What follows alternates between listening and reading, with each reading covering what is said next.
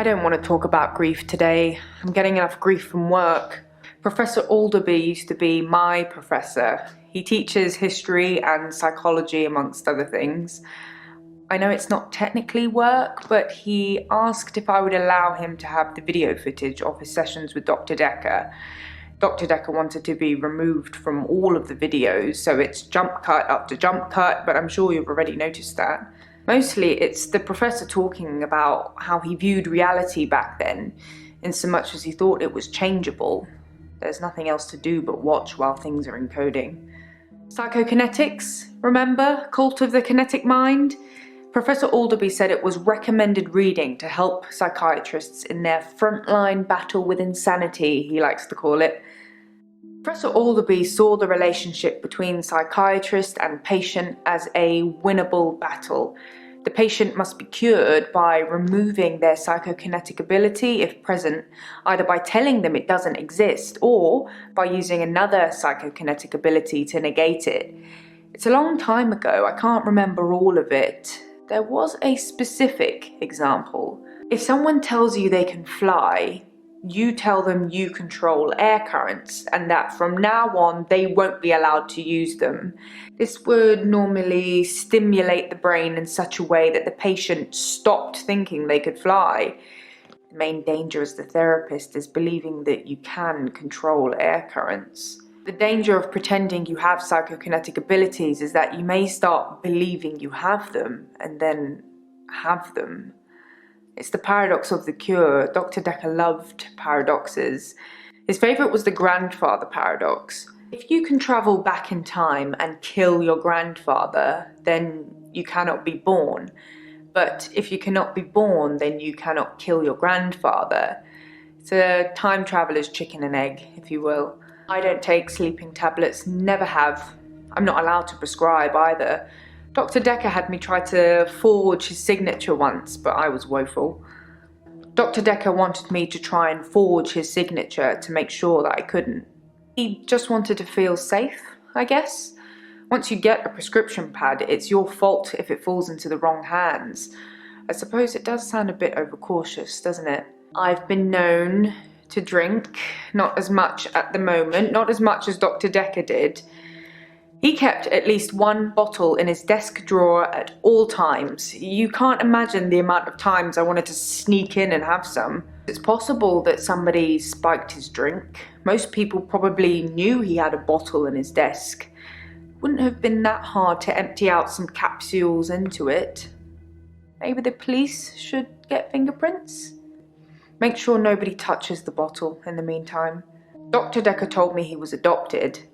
His birth mother only turned up 5 years ago because she wanted money for her experimental cancer treatment. I'm not sure how much it cost or even if he had the money, but he didn't do it, and she became one mean mother. He said she started out with the normal passive-aggressive guilt trips and then escalated into bricks through windows and cutting brake cables. Well, he got a restraining order after that and never wanted to see her again. When I visited her in hospital on his behalf, do you know what her story was? She told me he was never adopted. He was just very ungrateful and clearly, using her own words, had lost his mind. I say never get involved in family feuds, especially if they're not your family. But that option's not always available. If you couldn't see a pattern in the referral letters, there probably isn't one. It's just me. I can find a red rum in anything. It's murder, spelt backwards, you know? The Shining. All work and no play makes Dr. Decker a dull boy. Sorry, I couldn't resist. Anyway, it's a bit like an anagram. I spotted that. All the solicitors' names are anagrams of each other, but why would someone need so many aliases to refer patients? I got a bit weirded out thinking it might be connected to Dr. Decker's murder, so I just stopped thinking. Oh, don't get me started.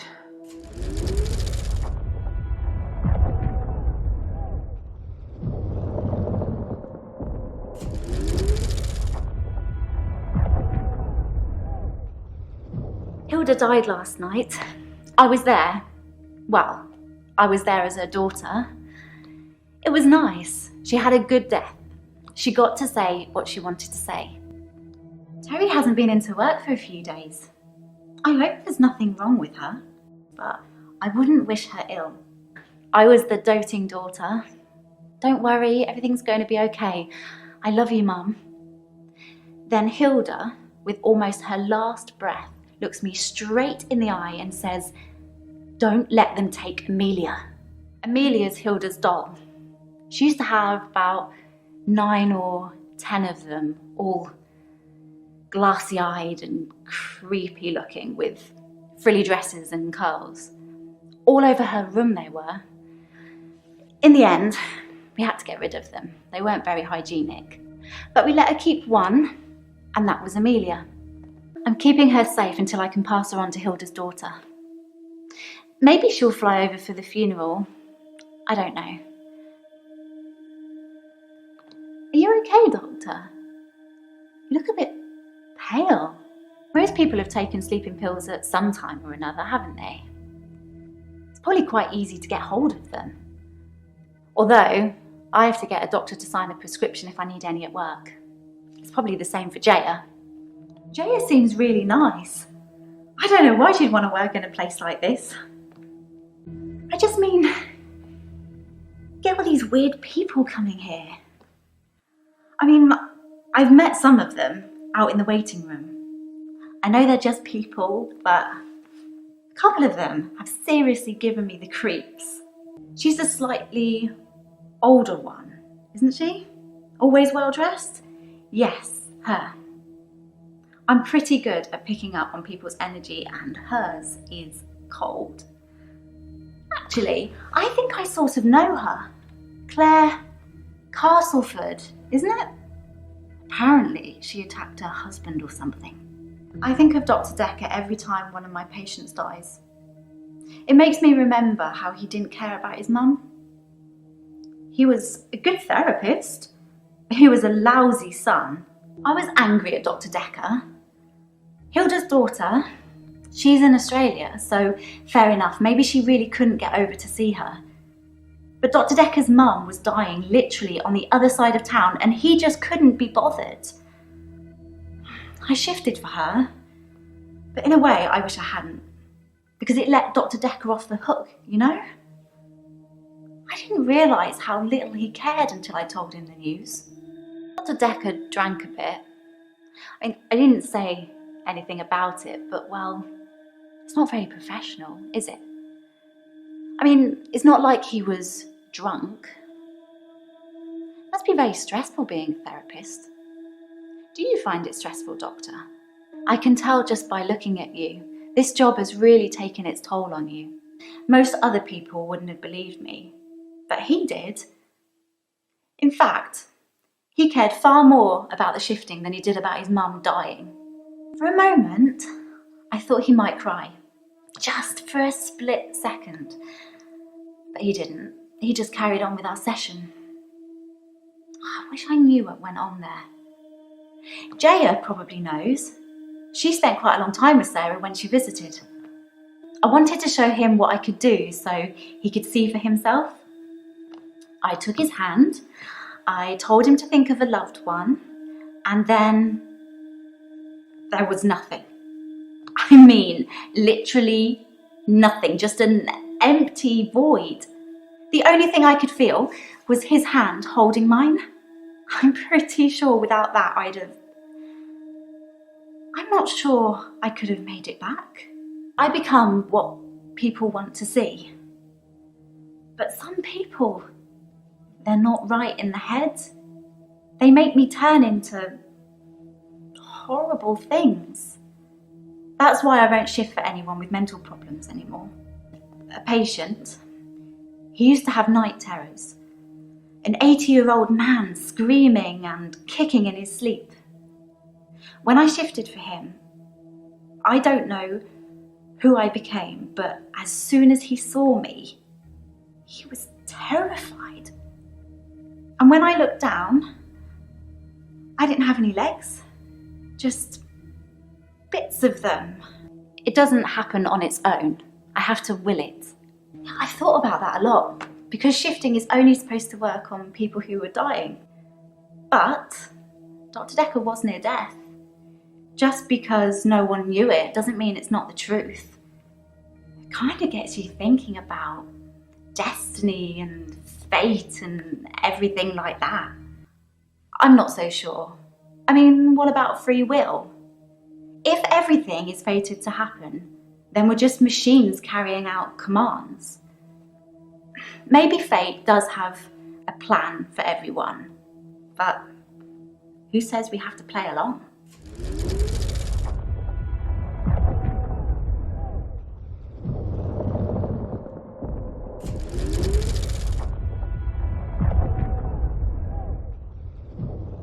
I feel thirsty, Doctor. And hot. Do you have any water? I've been drinking a lot of water recently. I didn't go to the beach. I didn't go to the sea. I said I would, but I didn't. I've been feeling this way for a while. It's like it's getting worse because I didn't go to the sea. It's like I don't feel well. I feel sick most of the time, dizzy, thirsty. I got a head fog like you wouldn't believe. My doctor, Dr. Rose, sent me for blood tests. Dr. Rose thinks maybe I have a vitamin deficiency. I can tell she has no idea. She smiles, but she hasn't got any answers. I think I probably need to go back to the beach. The sea, Doctor. It's calling me. But I can hear the sea. It's like an alarm going off in my head. Do you know where the sea is? From here? It's over there. Wherever I am, I know exactly where the sea is. It's like a compass. I know where the sea is. Wherever I am. I'm an Aquarius, maybe this is a water bearer thing. I hear a sound like singing, calling me. It gets stronger when I face it, when I move towards it. That's how I know where the sea is. But when I don't go to the sea, I feel like the sound gets louder all the time. I'm having trouble sleeping. Perhaps I need sleeping tablets after all. He lent me some money to start my business. It was a proper agreement. I remember signing things. He thought that a distraction would do me good. I don't think he expected me to trawl the beach for treasure and sell it online. Dr. Decker thought I had too much time on my hands, so a distraction would do me good. He lent me $15,000, all in all. He had other things on his mind, I'm sure. He wanted a clause in our loan agreement that said I didn't have to pay him in the event that he died. He wasn't expecting to die, he was just concerned my anxiety would get worse, wondering what it would mean if he did. It's a referral letter, Doctor. Don't overthink it. A girl can't be too careful with everything that's been going on. He's the cute, sad-looking one, isn't he? He asked me out and I said I'd let him know. Do you think I should go out with him? Doctor, I didn't take you for the jealous type. Are you feeling a bit jealous? That answer would have a lot more weight if you stopped coming round my house. I don't take sleeping pills. Never have done. When you suffer blackouts already, you don't really get offered anything like that. I have this recurring dream. I'm at the beach. I strip and walk into the sea. The sea feels warm and comforting. Not cold and harsh like you'd think. I swim down to the bottom of the ocean. I can breathe freely. I can breathe water. On the ocean floor ahead of me, there's a beautiful creature. a glowing being with wispy limbs. It's so warm. I'm transfixed. But my feet shift. I'm unsteady. Below me the floor is woven in human flesh. Dead bodies, but some of them still struggling for life. These are the ones touching me, gripping my feet. I scream. That's when I wake up. Do you have that dream, Doctor? It's horrific and beautiful at the same time. It's a dream, Doctor. Stranger things happen in dreams. Do you forget anything from our sessions, Doctor? People follow me to the beach. I don't know who they are, and I don't know what happens to them. I don't always get followed though, so it doesn't explain my blackouts. I don't know what happens to them. It's not always to the beach. Sometimes they follow me home. My home is in Chantry. You know that. You rang my doorbell last night. If you say so, it must have been your twin then. I don't know if I have a twin. Do you have a twin, Doctor? I know you don't. It was definitely you, wearing what you're wearing now. I don't know. I didn't kiss you, but you just followed me, like the others. I don't feel comfortable here, Doctor. I'd like to leave.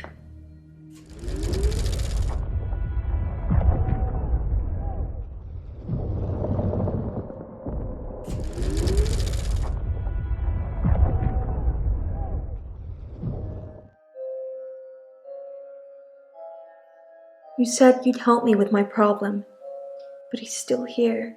Dr. Decker. He wants me to kill people. He wants them to follow me to the sea, to the creature. It eats them. It's getting stronger. Dr. Decker says when it's strong enough, it's going to walk again. That's why I black out. He doesn't want me to know. He doesn't want me to remember. I'm feeding a beast that wants to eat us all. You've got to tell me, Doctor. You have got to tell me the truth. You're dreaming, but your dreams are the truth. Don't forget me when you wake. I don't know how I'm in your dream, but how clever of you, darling. Yes, Scarlett taught me how to walk in people's dreams. So what are you thinking? That I killed Dr. Decker? So smooth, Doctor. I almost believe you. Now we're together. Let's play a game. I say a word, you say a word. Ready? Guilty. Murderer. That's a good doctor. Now, just give me those 3 little words and I'll let you go. Yes. Yes, you do.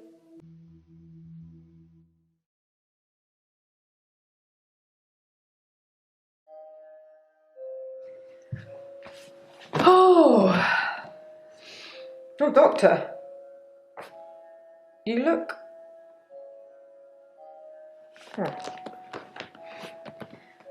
There's something I need to tell you. I can't find Dr. Decker's prescription pad anywhere. I'm not sure when it went missing, but I don't remember seeing it for a while. Yours is there, but I'm scared one of the patients may have got their hands on it. Let me know if you find it, anyway, and ask me about Mariana later. I've got news.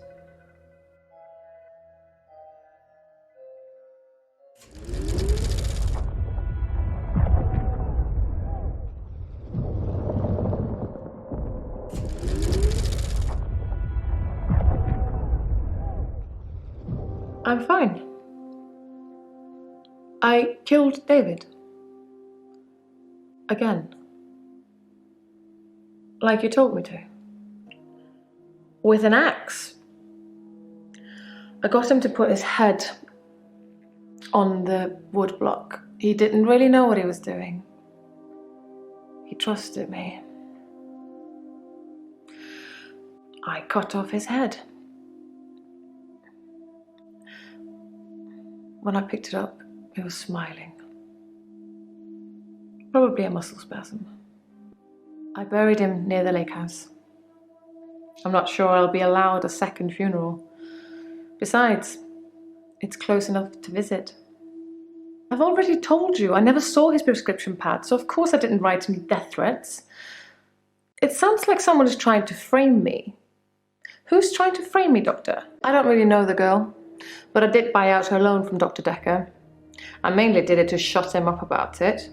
But can you imagine having him as a creditor? That poor girl. Oh, the continuing saga of Dr. Decker.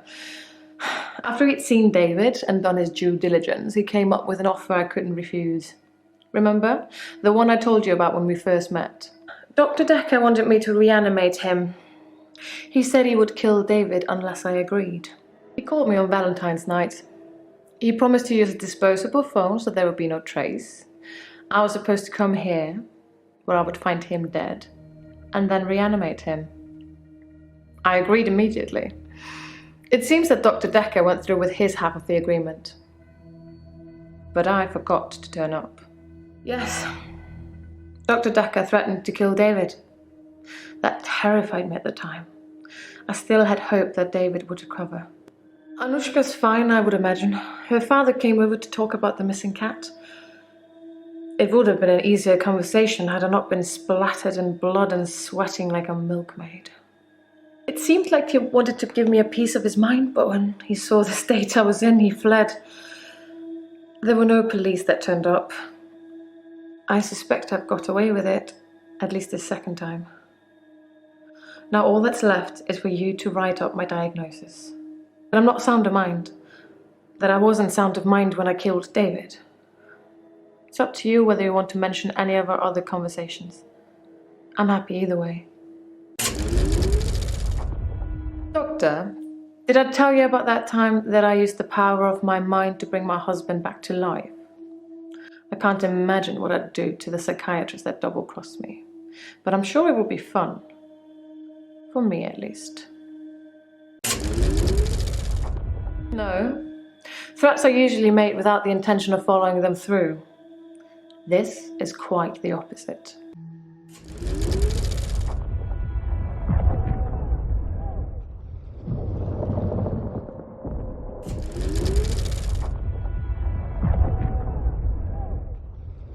I'm good.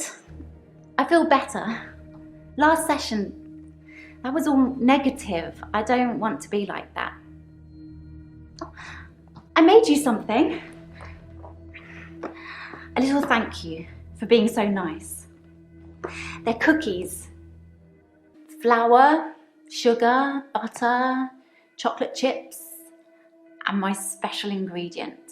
A little herbalist magic to give you some pep. You look like you need it. You can put herbal remedies in food.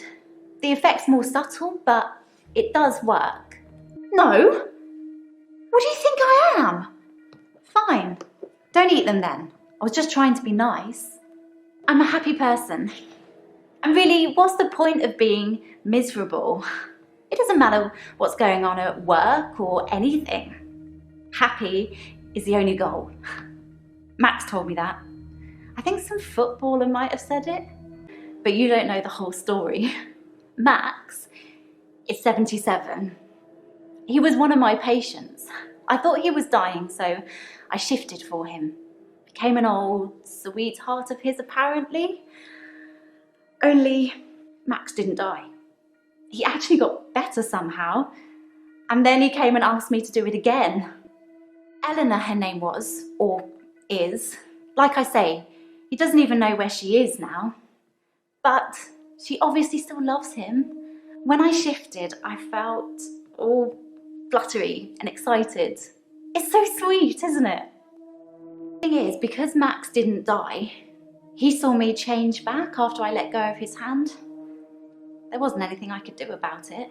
The only time I've shifted outside work was with Max. Oh, and here, with Dr. Decker. Yes, Max and Eleanor had dinner on Valentine's Day. I felt a bit weird when he asked me, but he said he just wanted to have one more date with her and then he wouldn't ask me again. And to be fair, he was a perfect gentleman. I mean, I didn't want to have that conversation. The I don't sleep with 77-year-old men conversation, of course. I don't know why Max didn't die. It usually works. I just mean when I shift. They see their loved one and say what they have to say, and then there's nothing stopping them from moving on. Why? What did you think I meant? No, that's right. Shifting does only work when someone is near death. But Max is dying. I mean, he didn't die when he was my patient, but he's still ill. Terminal, you know. What about the prescription pad? Yes, I took it. I had to. Dr. Decker told me he could use it to take away my gift. I suppose he was just trying to cure me. I mean, I thought he believed that I could shift, but maybe he didn't. Maybe he was just humouring me the whole time. Maybe he was just winding me up, I don't know. But he said that he could write a prescription and whatever he wrote on it would be true. Like he could write, Eileen can no longer shift. And that would be it. I wouldn't be able to shift anymore. You never met Dr. Decker. He could make the craziest things sound true. And he showed me some of the notes he'd written. Wait, I think I've got one here. Here, see?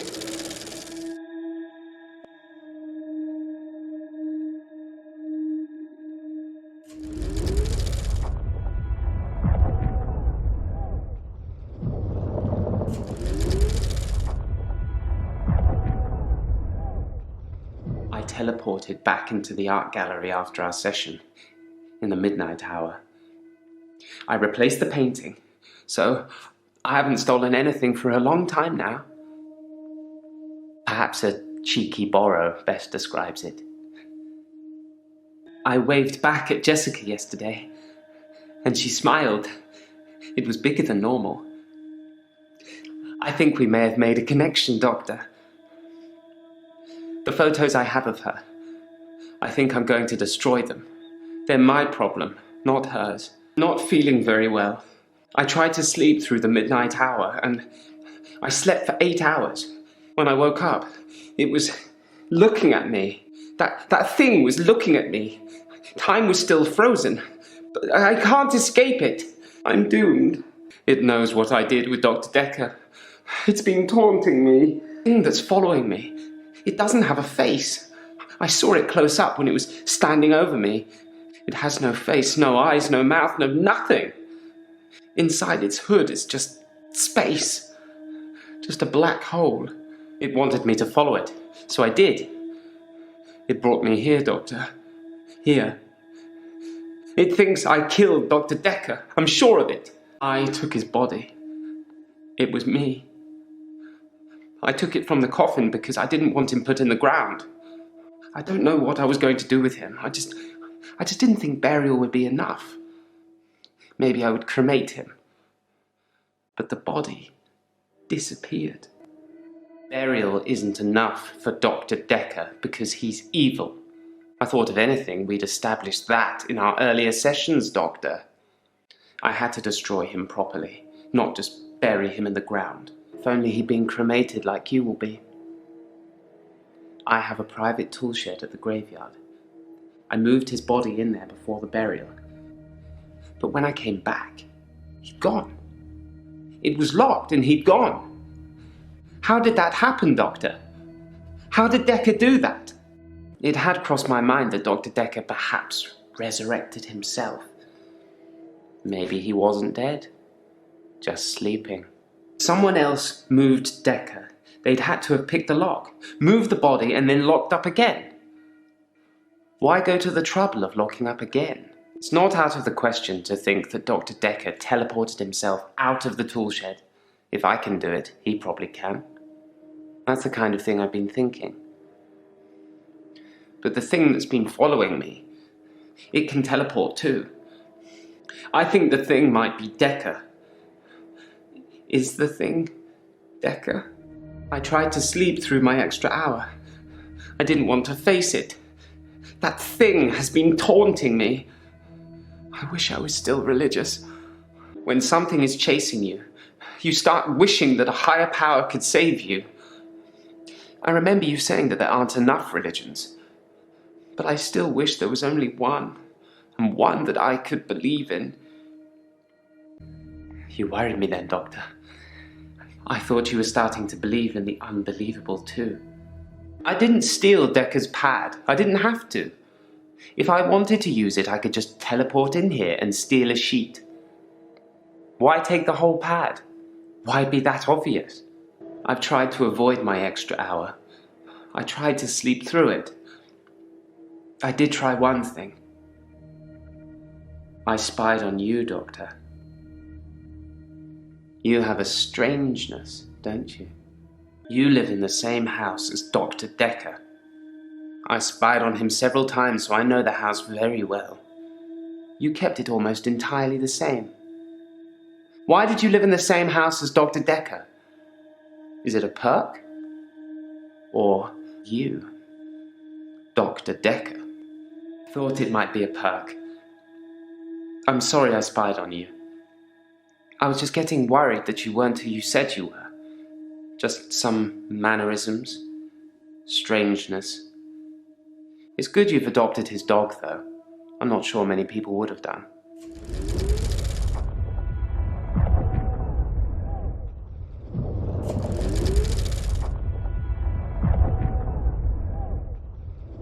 I think you know who killed Dr. Decker, so you're going to have a good day. Can we talk a bit about hypnotism, though? I've heard you can plant key words in people when they're hypnotized. How would I know if I had any? I think that the hypnotism didn't take, but maybe Dr. Decker did hypnotize me, and it did work, and he told me to think that it didn't. I think I found one of the key words. I can't say what it is. I don't want to trigger it. I was on the phone to my dad last night, and he said something, and boom, I fell asleep. Normally I wish that kind of thing would happen, but it just happened. I phoned him back, I thought it was seconds, but it was an hour later. I asked him what he'd said. He'd watched some NASA program, he was reading off planets. It was one of them.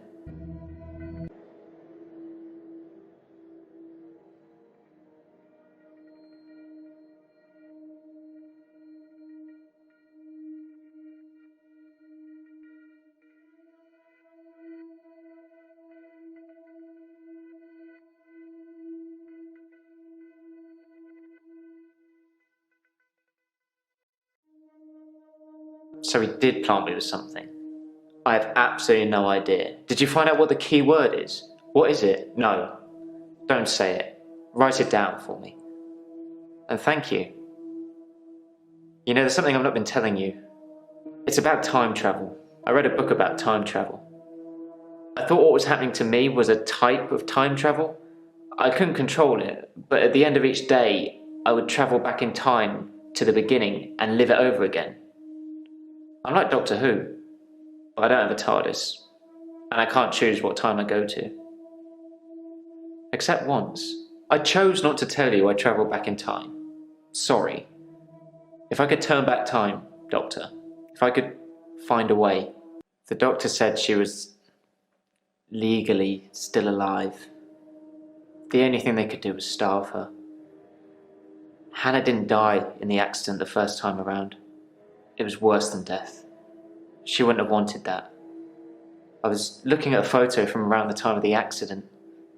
I had a lot of alcohol, which I think was probably necessary. I jumped back to the junction, I started pulling out, but the lorry was already on us. I drove into the lorry to make sure. I didn't wake up in hospital, because I woke up the next day, present day. Things had changed. Her obituary changed in the press clippings I kept. It said she was killed instantly. Nothing else changed. Her family seemed to hate me more, which is ironic because the first time around, they pulled her off life support. So I saved them the indignity. Now they just think it was my careless driving that caused her death. This might feel like the darkest timeline, but it's not my darkest timeline. I didn't kill Dr. Decker. I'd look at one of your other patients, or maybe even your assistant. The day before Valentine's Day, I was looking at pictures of Hannah and it just happened. The next day for me was Valentine's Day, present day. I'm at peace with Hannah now. I can save her. And I'll keep trying, but I must move forward.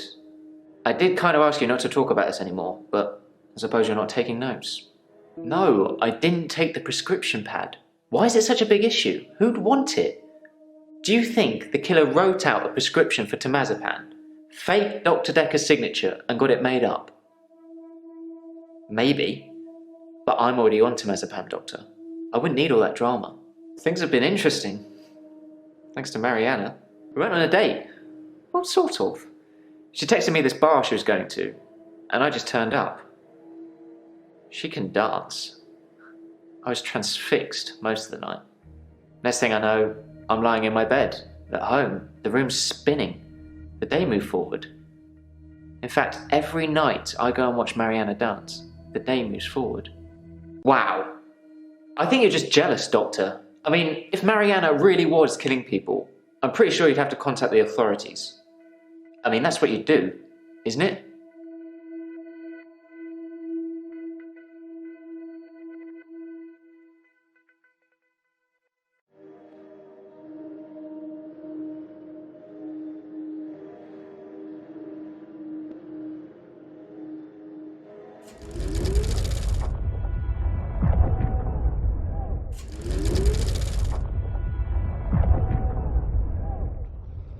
I'm worried about you, Doctor. You seem quiet and, well, it's just your fingerprints on the bottle.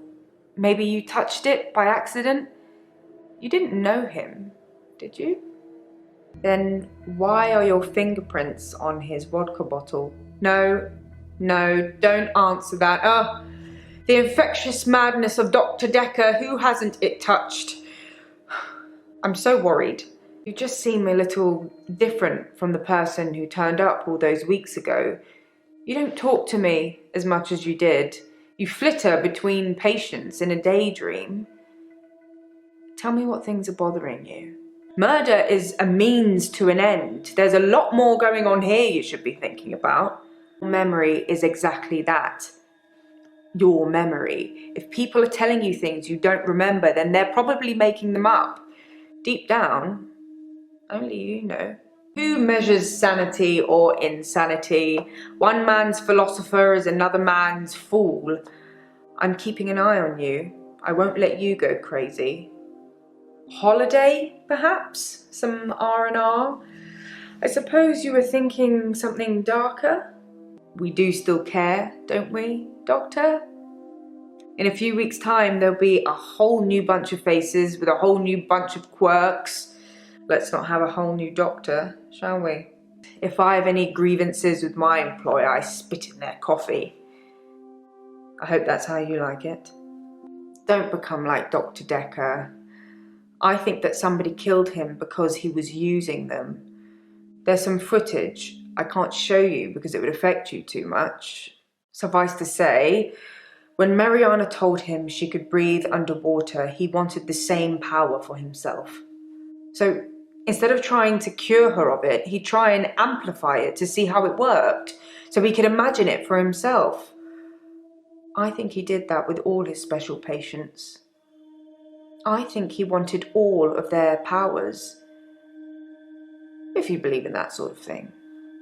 I once spoke to a patient here who claimed to be able to teach me how to get inside other people's dreams, but how would you know if that worked? Have you had any strange dreams lately, Doctor? Any patient who presented with psychokinetic issues, they were his special patients. Towards the end, he began ignoring all the other cases. Most of the patients saw it as a curse. what they were experiencing, what they were unwittingly doing. Dr. Decker saw it as an ability, a power to be harnessed and used for, well, God knows what he was going to use it all for. So we made them give in to it, and it consumed them, consumed all of them.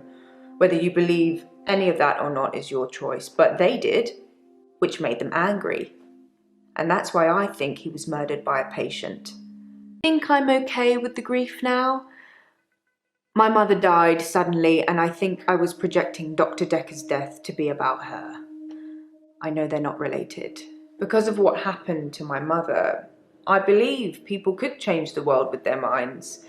I think it's dangerous to have that ability, and I think that you and me, we're helping people rid themselves of these dangerous thoughts and a whole load of other issues at the same time. People pretend to believe, and they have a different agenda. They're the ones you need to watch out for. They have boundaries, and they are prepared to break them. According to Professor Alderby, people can will themselves to die. Some people will have heart attacks, some people will have strokes. Those who are truly despondent, they're the rare few that spontaneously combust. I'm not sure if I believe in all of that. For her, though, it was different. She burst into flames. I was 7.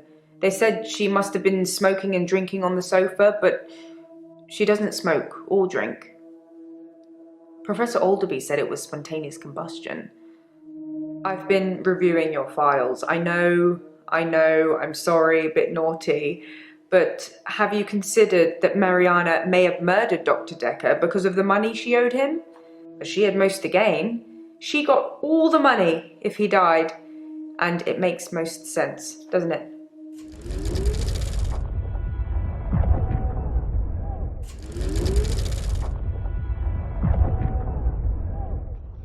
I'm fine, Doctor.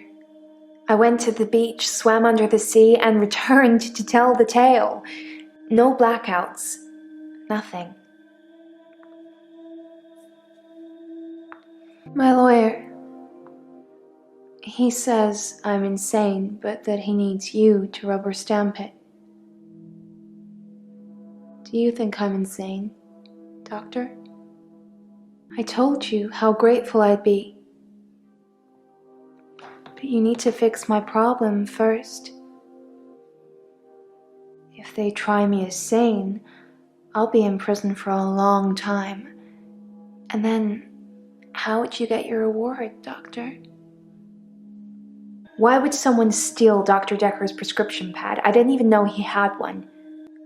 And after all our sessions, I'm not a thief. Even the loan, that was just unfortunate. Dr. Decker asked for his loan back after diagnosing me as sane. In his opinion, my blackouts and everything else were fictional. He had no proof, of course, either way, or I'd be cured, but he asked for his money back and I didn't have it. Why would I do that? Dr. Decker transferred our loan agreement to Claire at Castleford. She bought him out. I owe her the money now. I don't know why she did it, but Dr. Decker got repaid, and now my agreement is with Claire. You should ask her. I don't dream, Doctor. I haven't dreamed for years now. I did say that was a dream, didn't I? Is it easier to swallow, knowing it's the truth? The truth is, I'm not like you, Doctor, or anyone else. I can swim to the bottom of the ocean for hours, and people follow me, even if it's the last thing they do. People follow me into the sea. I don't force them, they just follow to see the creature. I'm not sure what you'd call it. A wisp? A star? It's so bright and warm and loving. I don't know why it leaves me. It only wants the others. It feeds on them. When I look down, I black out. But if I can just keep looking forward, no blackouts. I can just swim back to the top when it's finished. You really want to know? If I look down, it's writhing, just limbs of people from the clubs and the bars. Not just from this week, but last week, last month, last year. They all look terrified, but somehow still alive. The creature, it's all inside them, poking holes through them that they shouldn't have. It just eats them. Slowly. It's my fault they're all dying. They're following me. I can't explain what happened with John. He followed me back from the bar that night and swam with me under the ocean. I blacked out. He'd gone. You must have read about John in the news.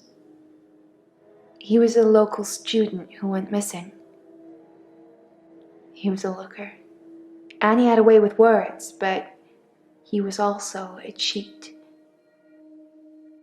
The creature liked eating him a lot. But I can't explain what happened next. I left him to be eaten. And the next morning, he turns up in my bed at my house. He's not wet at all. No signs he's been in the sea, but he has holes in him. Lots of holes. His inside is on the outside. Just a ball of tangled worms. And now they're blaming me, but you knew that, Doctor, didn't you? That's why I'm here. They think I killed John. John and some others. They need to know whether I'm insane or not. The missing people. That's where they go. I don't know I'm doing it. I swear I don't, Doctor. The creature. I hear it. It's hungry. Nobody can know. It's our secret. It's our secret. What will you tell people, that I'm feeding people to a creature at the bottom of the ocean? What proof do you have? You can't tell on me. You know what you do to me. When you visit, I let you do it because sometimes I'm ashamed of what I've done. You make me feel like I deserve it. You get inside me, Doctor, and it hurts. And you don't care. You watch me undress. You say nothing, but still you order it just like Dr. Decker did. I strip, ashamed. As I lie down, you bend over me. Your face. So horrible. Like worms. Crawling. With jaws like pythons. And you bury into me. I lay there, frozen, while you violate me, punishing me. I'm not sick. You're sick.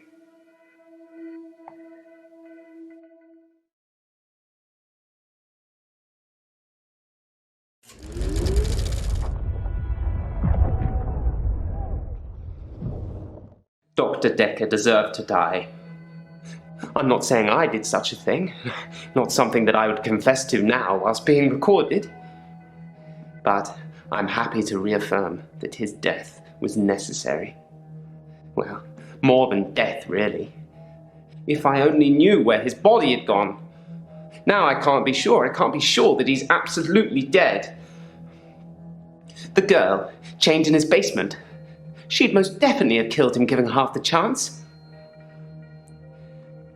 I suppose if I teleported into his office one night to write myself a prescription and had run into Dr. Decker himself, that I might have killed him then and there with the nearest available weapon. And in doing so, would be accoladed as the hero, not the villain that you're making me out to be. But we shall see, Doctor. We shall see. Good luck catching a man who can teleport when he wants to, though. Or maybe you don't think that I can.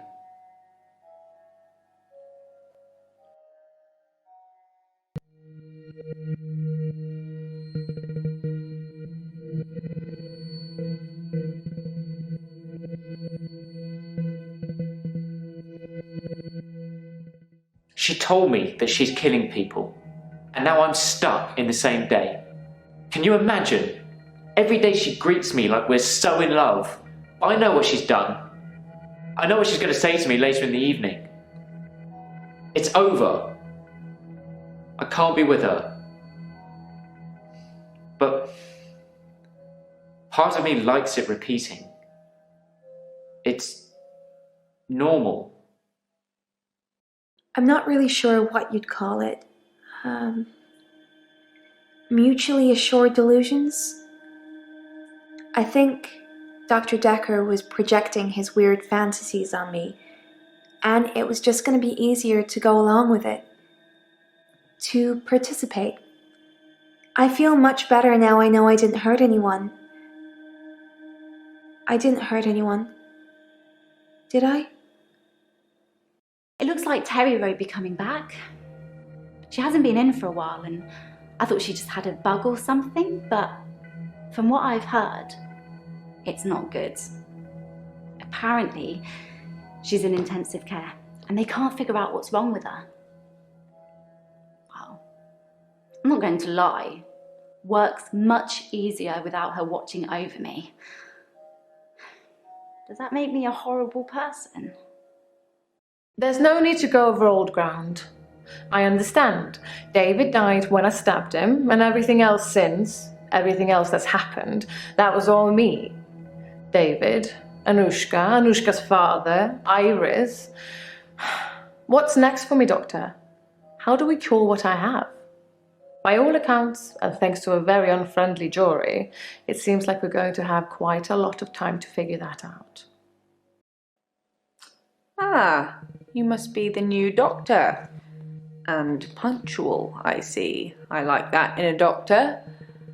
I think you're going to fit in just great around here. Oh, I forgot. I have a book for you.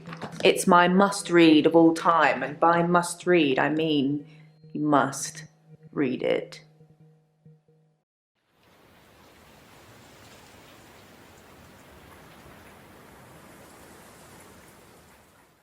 It's worse than we thought. Dr. Decker is alive. Alive? Your new doctor is Dr. Decker, but he's learned all the powers of his patients. God knows what he'll turn up looking like next time. How will I know it's him? I don't know. Ask him. I'm now thinking, whose body did we take from Henley Church? We possibly incinerated an innocent. Blast Dr. Decker and his infectious madness.